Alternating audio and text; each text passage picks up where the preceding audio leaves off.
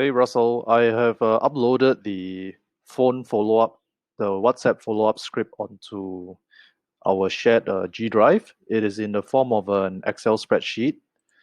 So when you go inside, you should be able to see something like this. And I'm going to walk you through the psychology and the mechanics behind this. So first of all, let's look at the original text that you all have sent me.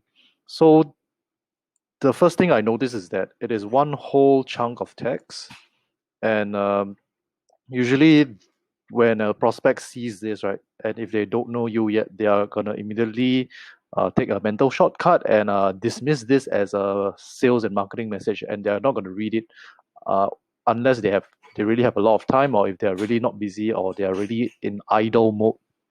But what if your prospect is in the middle of a work day or driving or just having a casual lunch? They're not going to pay attention to whatever you've just sent, because this is a wall of text. And most of the time when they see something like that, they're going to switch off.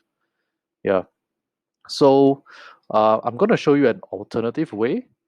Um, so the alternative way, right, makes use of a psychological, certain psychological tactics that leverages on standard human behavior to want to appear consistent with their thoughts and action. So now let's look at this document. You can download it as a PDF or if you want to, and you may want to edit it before you download. So first of all, right, um, you see all these different columns. Each column pertains to an action that either the prospect takes or what you do and how you control the conversation. Usually, right? Okay, somebody will submit a form. The prospect will submit a form, and you can use your desktop to initiate a WhatsApp chat by keying in wa.me/65, then the phone number. So I'm gonna do a demo here. So this allows you to not have to key in the phone number, save the phone number of your prospect as a contact. You can just message them directly on WhatsApp if you are using a desktop computer. So this is how you do it. And when you click on continue to chat, you notice that it opens up a chat window with the prospect.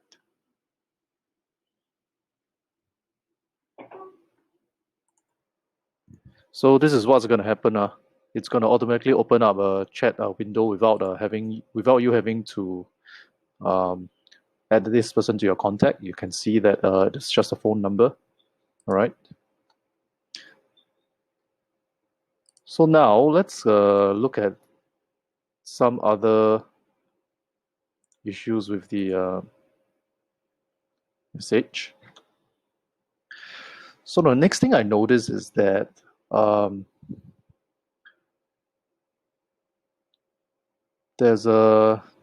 asking a lot of you're asking an open-ended question that requires them to really be able to give you their full attention before they can answer you and type out a text for you. For example, text us her preferred day and time for our arrangement, and I'll revert confirmation, and then you just give them your operating hours.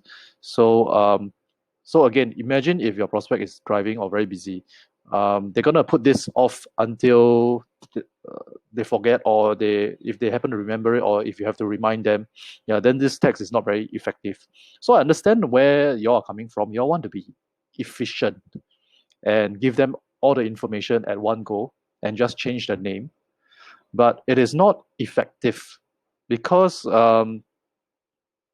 they're not gonna reply, and they may not even remember who MLC is, because this could be a parent that is submitting uh, their contact information to multiple chemistry tuition centers. So the other approach that I would suggest is you ask for micro commitments. So once you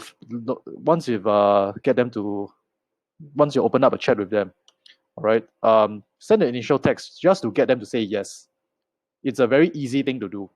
So, for example, hi, good afternoon. Am I speaking to Madam Sonia? Even if they're busy or they're in the middle of something very important, it is easy for them to just say yes. So typically they would reply with something like that's along the lines of yes, hi, what can I do for you? You are. And then you introduce yourself and remind them of who you are and how you got their contact. never assume that you're the only center that they opted into, and they would remember who you are. So you reply with hi, Madam Sonia. I'm responding to your interest. So make it such that they are the one asking you to get back to them. When you phrase it that way, right, they feel obligated to respond to you. Otherwise, it is inconsistent with their past behavior, and people don't want to appear to be inconsistent. So you notice that there are some bold text. So you have to edit all these when you are copying and pasting from this script. So, for example, I'm responding to your interest in your Sec 3. So this is Sec 3 child. For MLC's evaluative consultation of chemistry. It could be diagnostic assessment for chemistry or math, or it could be a trial class for chemistry. So may I confirm that you had visited this link and submitted a request? So you need to change this link as well. All right. Um, the the idea behind this, right? The purpose behind this is that what if they forgot where you came from, where how you got their contact information and which website they visited. This gives you a second chance for them to refresh their mind, and then when they see that page, they remember, oh yes, I did submitted a form on this website. And if they don't recall, okay, this is another chance for you to sell them on it, or they can take this message and forward it to their friends or refer to it later on. Because never assume that they're going to reply straight away as well, and they may forget about who you are. So the point here is just to get a second yes. So that, which is why we phrase it that way. May I confirm if you had visited this website and submitted a request? So all you want here is to get them to say yes a second time. And usually a few things can happen. They would say yes without any questions or concerns. All right, if that's the case, then you just thank them. Okay, thank you, Madam Sonia. Can you please do me a favor by indicating your preferred date and time, and give them the date and time, offer them a specific date and time, and number it. It could be 1, 2, 3, or it could be ABC. The idea here is if they're in the middle of driving, they can't text something like that for you. And so if you give them your opening hours, it's not going to work. So just give them the date and time that's available, or what's the date and time you want them to visit MLC at. So give them 3 options, and they just have to tell them to indicate their preferred time slot by just keying in 1, 2, or 3. So it's very easy, very painless. Yeah. So that's one of the scenario that may happen. So they just enter 3, and then you just go on, acknowledge their preferred time slot. Thank you, so and so. Please give me a moment to confirm your slot. It could be then you repeat the slot back to them, and I'll get back to you shortly. Or it could go another way where they have concerns and questions. So they may ask, what is this evaluative consultation, or what's this diagnostic assessment, or what is this trial class about? And or they will ask you about a class schedule and price. Even if you have your class schedule and price on your website, sometimes they will forget because they will be looking at multiple chemistry tuition centers, and they're not going to remember everything. So you can say, give them some brief info, and you tell them that their class schedules and fees will be separated to determine. You can modify this according to your needs, or maybe things change, you can attach it inside the WhatsApp chat as well. But once you address their concern, again, always redirect them back to your main objective. Get them to commit to a day and time to come down. All right, so you want them to indicate their preference. So they may indicate their preference at this point in time, and then you proceed with the next steps. So the idea here is a few things. People want to appear consistent with their past actions. So at the start, right? But at the start, it is difficult for them to reply you even one sentence.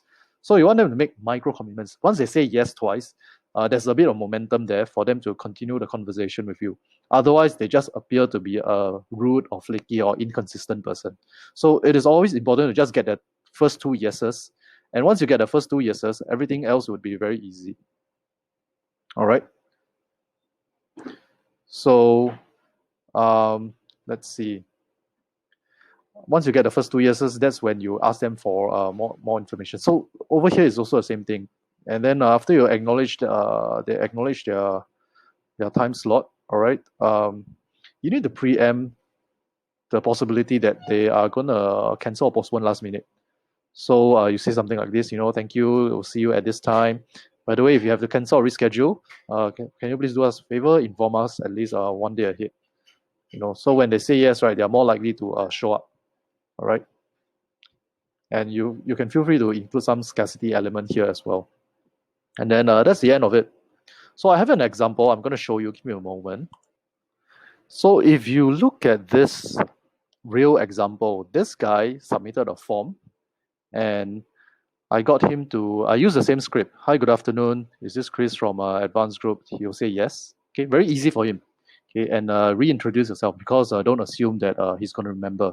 Okay, hi Chris, my name is Donovan from Yender Digital. Responding to your interests. Okay, so make it such that they are the ones asking you to get back to them.